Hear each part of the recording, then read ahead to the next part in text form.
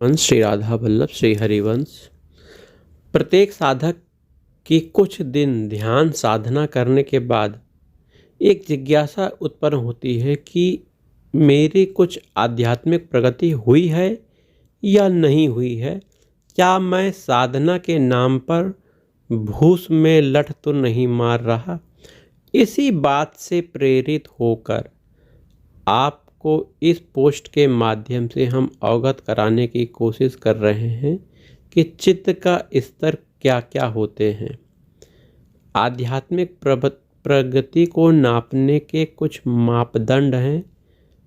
आपका अपना चित्त किस स्तर में है, उसकी स्थिति क्या है, वही आज वीडियो के बारे में हम जानेंगे।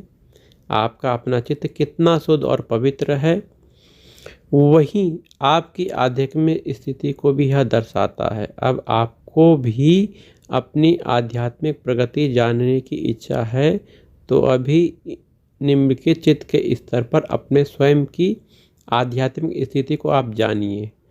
तो पहली स्थिति है दूषित चित्त, अर्थात चित्त की सबसे निचले स्तर का होता है दूषित चित्त। इस स्तर पर साधक सभी के दोष ही खोजते रहता है। सदैव सबका बुरा कैसे किया जाए, सदैव इसी का विचार वह करता रहता है। दूसरों की प्रगति से सदैव ईर्ष्या करता रहता है। नित्य नए नए उपाय खोजता रहता है कि किस उपाय से हम दूसरे को नुकसान पहुंचा सकते हैं। सदैव नकारात्मक बातों से, नकारात्मक घटनाओं से, नकारात्मक व्यक्तियों से यह चित्त सदैव भरा रहता है। दूसरा चित्त जो है भूतकाल में खोया हुआ चित्त होता है। एक चित्त ऐसा भी होता है जो सदा भूतकाल में ही खोया होता है। सदैव भूतकाल के व्यक्ति, भूतकाल की घटनाओं में ही लिप्त रहता है। जो भूतकाल की घटनाओं में रहने का इतना आदी हो जाता है उसी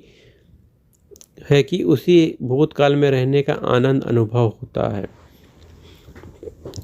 वहीं अगला चित्त है, तीसरे नंबर का जो चित्त है वह नकारात्मक चित्त है। इस प्रकार का चित्त सदैव बुरी संभावनाओं से ही भरा रहता है। सदैव कुछ न कुछ बुरा ही होगा, ऐसा वह सोचता है। यह वह चित्त वाला मनुष्य सोचता रहता है कि कुछ न कुछ तो बुरा हो। यह अति भूतकाल में रहने के कारण होता है, क्योंकि अति भूतकाल में रहने से वर्तमान काल खराब हो जाता है। जो सामान्य चित्त है उसके बारे में देख लीजिए। यह चित्त एक सामान्य प्रकृति का होता है। चित्त में अच्छे बुरे दोनों ही प्रकार के विचार आते हैं। यह जब अच्छी संगत में होता है तो अच्छे विचार आते हैं, जब बुरी संगत में रहता है तो बुरे विचार आते हैं। यानी इस चित्त के अपने कोई विचार नहीं होते। जैसे अन्य चित्त की संगत मिलती है वैसे ही विचार बन जाते हैं। वास्तव में वैचारिक प्रदूषण के कारण नकारात्मक विचारों के प्रभाव में यह सामान्य चित्त आ जाता है।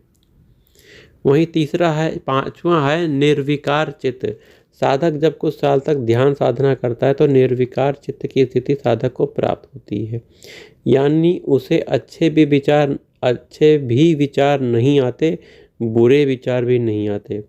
उसे कोई भी विचार नहीं आता। वर्तमान की किसी परिस्थितिवश अगर चित्त कहीं गया तो भी क्षणिक भर ही होता है। जिस प्रकार से बरसात के दिनों में एक पानी का बबूला एक क्षण ही रहता है, बाद में फूट जाता है, वैसे ही इनका चित्त कहीं भी गया हो एक क्षण के लिए जाता है, फिर अपने स्थान में आ जाता है। यह आध्यात्मिक स्थिति की प्रथम पादान होती है, क्योंकि फिर कुछ साल तक अगर इसी स्थिति में रहता है तो चित्त का सशक्तिकरण होना प्रारंभ हो जाता है और साधक एक सशक्त चित्त का धनी हो जाता है। वहीं दुर्भावना रहित चित्त, इस चित्त की सशक्तिकरण के साथ साथ चित्त में निर्मलता आ जाती है और बाद में चित्त इतना निर्मल हो जाता, पवित्र हो जाता है कि चित्त में किसी भी के प्रति भी बुरा भाव नहीं आता, चाहे सामने वाला का व्यवहार उसके प्रति कैसा भी हो। यह चित्त की एक अच्छी दशा है। सद्भावना भरा चित्त, ऐसा चित्त बहुत ही कम लोगों के पास होता है। इस चित्त में सदैव विश्व के सभी प्राणी मात्र के लिए सद्भावना ही भरी रहती है। ऐसे चित्त वाले मनुष्य संत प्रकृति के होते हैं, वे सदैव सभी के लिए अच्छा भला सोचते हैं। ये सदैव अपनी ही मस्ती में मस्त रहते हैं, इनका चित्त कहीं भी नहीं जाता है, ये साधना में लीन रहते हैं। शून्य चित्त अगली स्थिति है। यह चित्त की सर्वोत्तम दशा। इस स्थिति में चित्त को एक शून्यता प्राप्त होती है। यह चित्त एक पाइप जैसा होता है जिसमें साक्षात परमात्मा का चैतन्य सदैव बनते ही रहता है। परमात्मा की करुणा की शक्ति सदैव ऐसे शून्य चित्त में बहते ही रहती है। यह चित्त कल्याणकारी होता है। इस चित्त में किसी भी प्रकार के किसी के ऊपर आ जाए तो भी उसका कल्याण हो जाता है, इसीलिए ऐसे चित्त को कल्याणकारी चित्त कहते हैं। ऐसे चित्त से कल्याणकारी शक्तियाँ सदैव बहते ही रहती हैं। यह चित्त जो भी संकल्प करता है वह पूर्ण हो जाता है। यह सदैव सबके मंगल की ही कामना करता है। मंगलमय प्रकाश ऐसे चित्त से सदैव निरंतर निकलते ही रहते हैं। अब आप स्वयं अपना अवलोकन कर लें और जान लें कि आपकी आध्यात्मिक स्थिति कैसी है। आत्मा की पवित्रता का और चित्त ही बड़ा ही निकट संबंध होता है। अब तो समझ लो कि चित्त रूपी धन लेकर हम जन्मे हैं। जीवन भर हमारे आस पास चित्त चोर जो चित्त को दूषित करने वाले ही रहते हैं। उनके बीच में रहकर भी हम अपनी चित्त रूपी धन को संभालना है। अब कैसे, वह आप सब जानो। भगवान के आश्रित होकर आप ऐसा कर सकते हो। सदैव भगवान के नाम का चिंतन करो तो आपका चित्त हमेशा निर्मल रहेगा।